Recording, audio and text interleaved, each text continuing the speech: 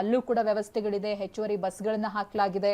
ನಿಮ್ಗೋಸ್ಕರ ಮಾಡಿರುವಂತ ಅನುಕೂಲತೆಗಳು, ವ್ಯವಸ್ಥೆಗಳು ಇವೆಲ್ಲವನ್ನ ಕೂಡ ಉಪಯೋಗ ಪಡೆದುಕೊಳ್ಳಿ. ಯಾಕಂತ ಹೇಳಿದ್ರೆ ಅಂತ ಪರಿಸ್ಥಿತಿ ಇದೆ. ಆಕ್ಚುಲಿ ನಶೆ ಏರಿಸ್ಕೊಂಡಿರ್ತೀರಾ, ನೀವಾಗ ನೀವು ಹೋಗೋದಕ್ಕಾಗಲ್ಲ. ಅಂಡ್ ಮೋರ್ ಓವರ್ ಅದರಲ್ಲಿ ಸ್ವಲ್ಪ ಕುಡಿಯೋದು, ಹೆಚ್ಚಿಗೆ ಕುಡಿಯೋದು ಅಂತ ಇಲ್ಲ.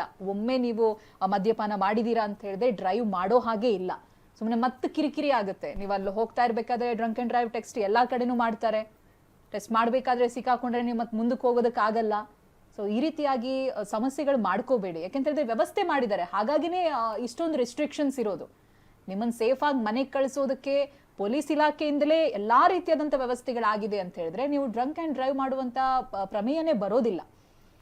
ಅಲ್ಲಿ ನೋಡಿ, ಪೊಲೀಸರು ಮನೆಗೆ ಕಳಿಸ್ತಾ ಇದ್ದಾರೆ, ನಿಮ್ಗೇನು ಹೊಡಿತಾ ಇಲ್ಲ, ನಿಧಾನಕ್ಕೆ ಹೇಳ್ತಾ ಇದ್ದಾರೆ ಅವರು, ಬೇಗ ಬೇಗ ಮನೆ ಸೇರ್ಕೊಳ್ಳಿ ಅಂತ. ಏನಾಗಿರುತ್ತೆ ಅಂತ ಹೇಳಿದ್ರೆ 1 ಗಂಟೆವರೆಗೂ ರೆಸ್ಟೋರೆಂಟ್ಗಳು ಓಪನ್ ಇರುತ್ತೆ, ಪಬ್ ಎಲ್ಲ ಓಪನ್ ಇರುತ್ತೆ. ಅದಾದ ನಂತರ ಹೊರಗಡೆ ಬಂದು ಹೀಗೆ ಗುಂಪು ಕಟ್ಟಿ ನಿಂತ್ಕೊಂಡಿರ್ತೀರ ಸ್ನೇಹಿತರ ಜೊತೆಗೆ, ಇನ್ನೇನೋ ಪ್ಲಾನಿಂಗ್ಗಳಾಗ್ತಾ ಇರುತ್ತೆ. ಸೊ ಹಾಗೆ ಬೇಡ. ಒಂದ್ಸಲ ಇಲ್ಲಿ ಪಾರ್ಟಿ ಮುಗಿಸ್ಕೊಂಡವರು ನೇರವಾಗಿ ಮನೆಗೆ ತಲುಪಿ ಅಂತ ಪೊಲೀಸರು ಮನೆಗೆ ಕಳಿಸೋ ಪ್ರಯತ್ನ ಮಾಡ್ತಾ ಇದ್ದಾರೆ.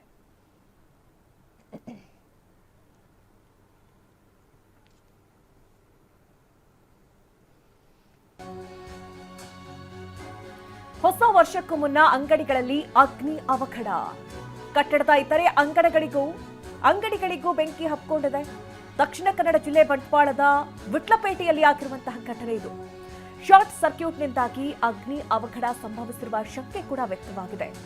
ಹೊಸ ವರ್ಷಕ್ಕೂ ಮುನ್ನ ಅಂಗಡಿಯಲ್ಲಿ ಅಗ್ನಿ ಅವಘಡ ಸಂಭವಿಸಿರೋದು ನೋಡಿ. 2026 ವೆಲ್ಕಮ್ ಮಾಡ್ಕೊಳ್ಳೋ ಸಂಭ್ರಮ ಒಂದ್ ಕಡೆ ಆಗಿದ್ರೆ, ಇನ್ನೊಂದ್ ಕಡೆ ಇಲ್ಲಿ ಅಗ್ನಿ ದುರಂತವೇ ನಡೆದು ಹೋಗಿದೆ.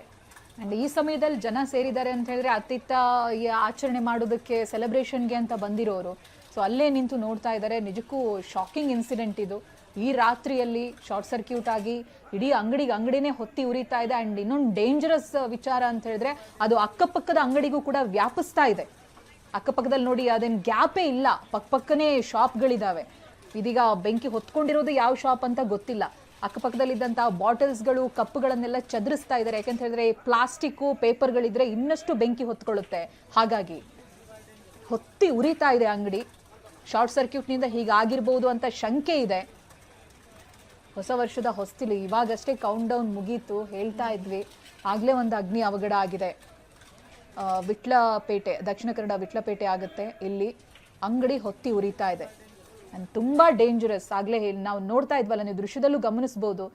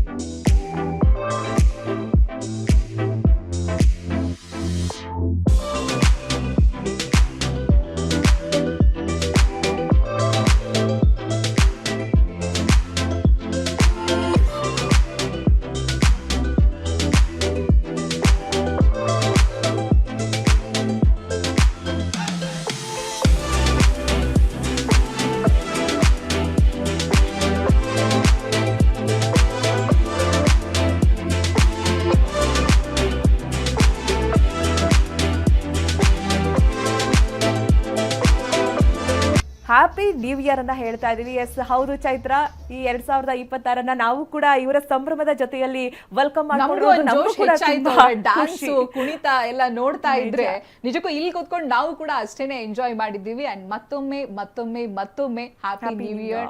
ಈ ಖುಷಿ ಇದೇ ರೀತಿಯಾಗಿ 2027 ಬರೋವರೆಗೂ ಕೂಡ ಇರ್ಲಿ. 2027ರಲ್ಲಿ ಮತ್ತೆ ಇದೇ ರೀತಿಯಾಗಿ ನ್ಯೂ ಇಯರ್ ಲೈವ್ ನಲ್ಲಿ ಭೇಟಿ ಆಗೋಣ.